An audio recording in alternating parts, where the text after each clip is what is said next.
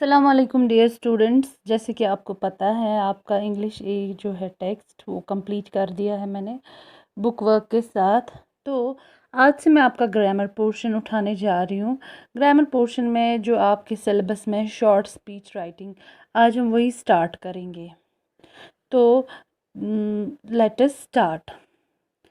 Speech writing. Speech writing लिखते समय हमें इन बातों का ख्याल रखना है कि स्पीच जो हम दे रहे हैं, ठीक, जब हम वो लिख रहे हैं तो हमें अपने विव्स एक्सप्रेस करने हैं पब्लिक के सामने। फॉर एग्जांपल, जब हम सुबह मॉर्निंग असेंबली में स्कूल में कुछ टॉपिक देते हैं, कोई स्पीच देते हैं, वो आप पब्लिक में देते हैं। दूसरा, जो भी आप स्पीच देंगे वो प्रेजेंट टेंस में होनी चाहिए। आपको जो भी लिखना है वो प्रेजेंट टेंस में लिखना है, समझ गए। और उसके बाद इस स्पीच को हमें 3 चीज़ों में ये करना है, डिवाइड करना है। पहले ही इंट्रोडक्शन, फिर मेन बॉडी, फिर कंक्लूजन।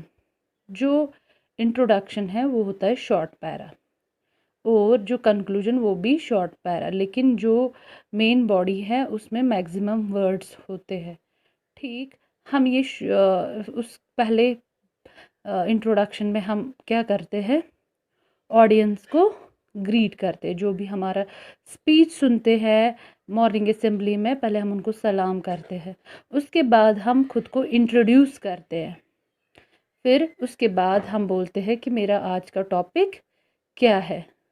समझ गए। ये 3 चीज़ों का ख्याल रखना है आपको। तो पहले हम क्या, अगर हम स्कूल में देते हैं, स्कूल में है तो हम क्या बोलते हैं, यहाँ पे मैंने एक एग्जाम्पल दी हुई है, जैसे कि respected principal and my dear friends, I am Himal, the head boy of the school. I am delighted to have this golden opportunity of expressing my views on the role of women on the eve of Women's Day. For example, ये women's day की मैं बस example मैंने आपके सामने frame की ताकि आप समझ सको कि स्पीच राइटिंग होती क्या है। इस बार मैंने आपको ये एग्जाम्पल्स भी लिख के दी है, आप यही अपनी नोटबुक्स पे कॉपी करेंगे ताकि आपको कोई कंफ्यूजन ना रहे। समझ गए।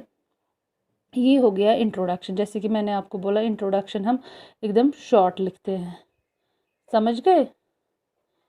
तो इसके बाद आता है मेन बॉडी, जिसको पैराग्राफ 2 कहते हैं, या मेन कंटेंट।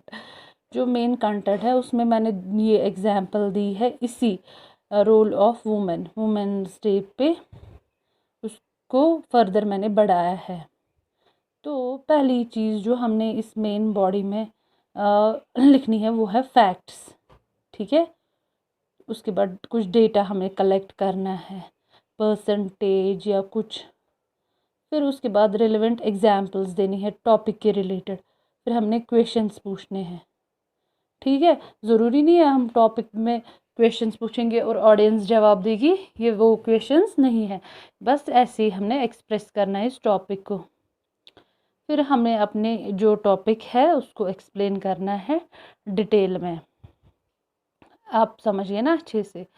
तो facts, data, relevant examples, ask questions, explain your topic, ये आपको ध्यान में रखते हुए, तो इसी टॉपिक के रिलेटेड अब मैंने इस एग्जाम्पल को कंटिन्यू, मैंने क्या बोला आपको ऊपर, the role of women on the eve of women's day.